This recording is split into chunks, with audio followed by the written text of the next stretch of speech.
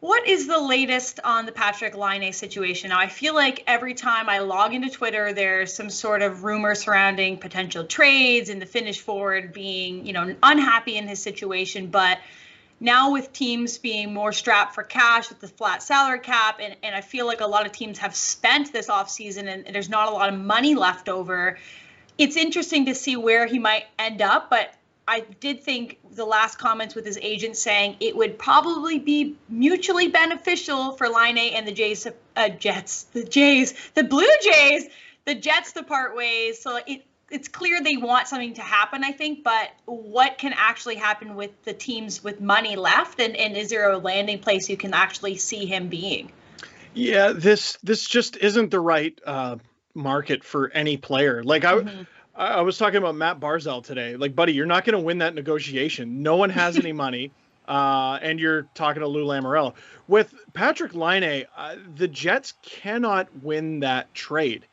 So, I want to play with Mark Scheifele or you can trade me. You just cannot, you can't buckle to that. And as for the Matthews versus Laine debate, it's over.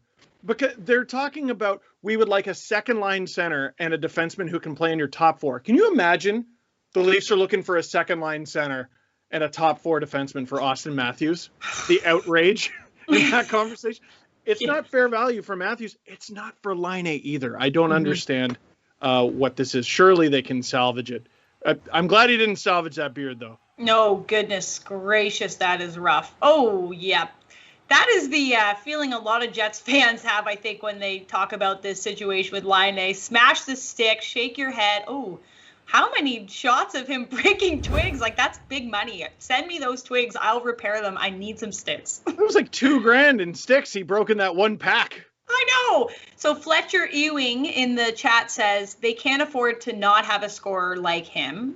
We agree with that. But at this point, seems like they don't want to move forward with him. Luke McGrath says you don't get better by trading Patrik Laine. Well, I think I agree with that one.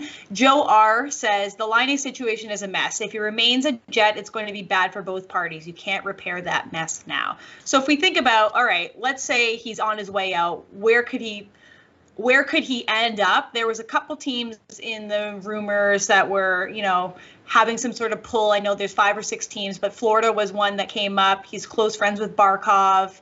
He's a top center, and maybe they could entice him to stay longer because Barkov's 2 years from being a UFA.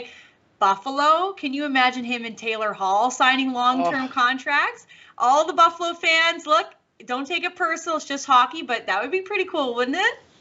Trying to get back on your friend list. So, Ailish, you played pro hockey.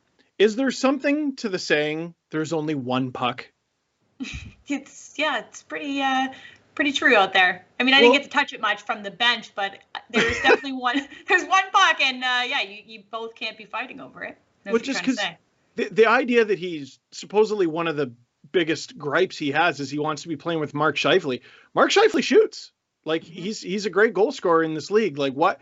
Wouldn't you rather be on a line with somebody else? Because at the end of the day, it's Laine who's got that like touch of God, ridiculous shot. I don't understand why the big hitch for him is playing with Mark Scheifele.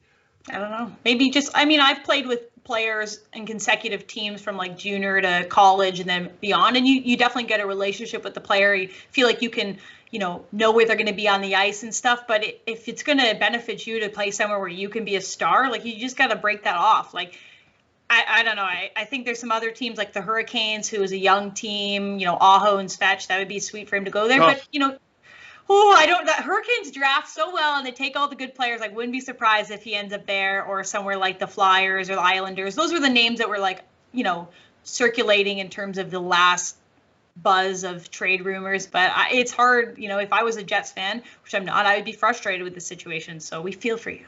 If I'm the Jets and I'm looking at the Flyers, I think Nolan Patrick and Morgan Frost, and then we can talk. But all right. That's tough.